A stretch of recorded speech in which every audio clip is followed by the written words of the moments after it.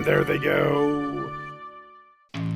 Well, MetaRacingNews.com Magic here to talk to you about 2022 Preakness Stakes contender Happy Jack, a horse that entered the Kentucky Derby after finishing third in the Santa Anita Derby and the San Felipe Stakes. That's how he was able to qualify for the Run for the Roses.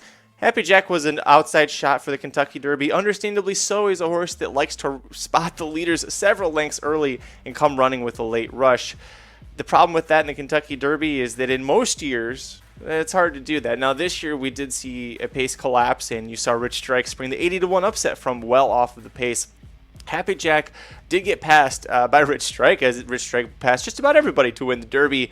The difference with Happy Jack is that his tail got stuck in the gate for the Kentucky Derby, and afterwards jockey Rafael Belrano said that something just felt off about the horse. He seemed unhappy, and, well, you probably don't have a tail, but if you did and got caught in the starting gate, you'd probably be unhappy about running a mile and a quarter for the first time in your life as well. So we kind of scratched that race off. Here's what we know about Happy Jack. The horse likes to come from behind, and in the Preakness Stakes, it actually is proven you can win the Preakness Stakes from running from off the pace. Actually, if you look back, since 1982, there were 17 winners who were fifth or farther back after the opening half mile that still won the Preakness Stakes. That includes a Fleet Alex, Curlin, Swiss Skydiver, and Rombauer. Those last two horses just recently did this.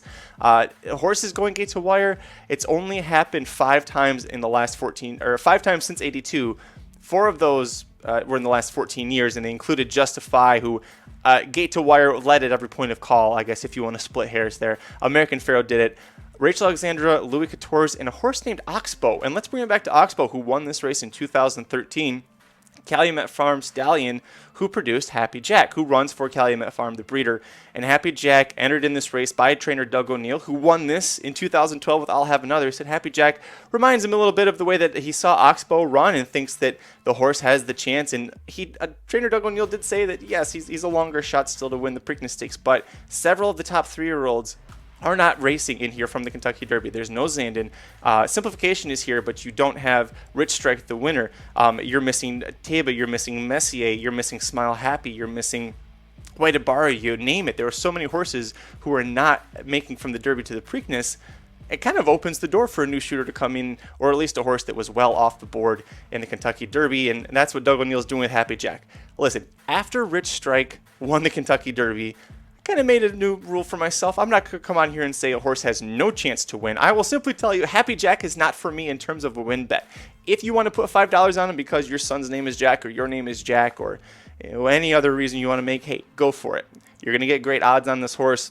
Better than you did in the Kentucky Derby, because the Derby got a lot of people betting him for that exact reason that I just said. But when it comes to the Preakness Stakes, if you actually seriously wanted to bet this horse, the most I would do for my own tickets was put him at the bottom of the trifectas and superfectas. I don't think that there is enough pace in this race that's going to come back to him and make it easy for him to get more than third place. You've got Epicenter, you've got Early Voting, you've got Secret Oath, Simplification, so many horses that have talent that are probably going to be ahead of Happy Jack for most, if not all, of the race. It's going to be hard for him to catch those horses and pass all of them to get the win. So that's where I landed on a Happy Jack. But what do you think about it? Let me know down below in the comment section. Is he going to be the Rich Strike for the Preakness Stakes? Is Epicenter going to get caught at the wire again? For my poor little heart, I hope not. But for more on Epicenter and all of the other 8 horses running the Preakness Stakes in 2022, go to racingdudes.com or youtube.com/racingdudes. Subscribe to the channel. You'll never miss one of the videos we're putting out highlighting every single one of the contenders. Hit like before you leave. We'll see you at the track.